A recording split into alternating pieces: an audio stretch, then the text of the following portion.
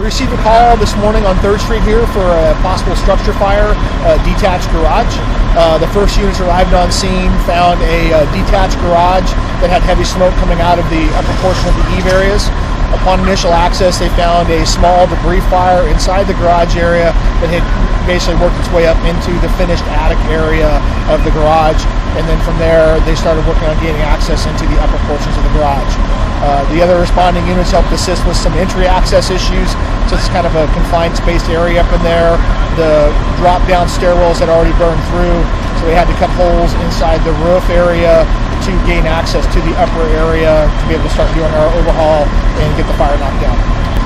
In the sense that it wasn't a normal garage, is that the homeowner actually did a nice job refinishing the garage himself, but it was a finished loft area that obviously we could not tell upon initial access that he uses for storage area, and that he had finished it off with the only access point being a set of retractable stairs, that retract up and down into the ceiling area, and those had already burned through. So those are the kind of unique problems that do occur for us, is that if a certain redevelopment or the homeowner takes modifications in his own hands, we're not aware of it because that's not normal for this area. The normal would be just a single car garage with an open attic space area, not completely enclosed.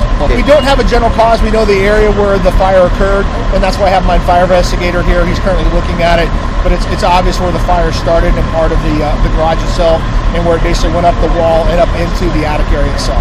Like anything else we try to do is that we know that's a lot of your personal effects in there, along with the water putting the fire out. We do try to save as many things as we can. We know water damage is one of those things that does damage things, so we do have crews assigned to events like this where their sole responsibility is to we call salvage and overhaul the area. So we start salvaging, pulling things out, or tarping things as necessary from the water damage of actually putting out the fire.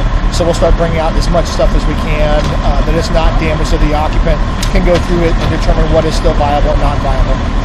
The home itself was habitable. The crews made a good stop down and prevented the fire from transmitting over into the main structure itself, so the house is still livable.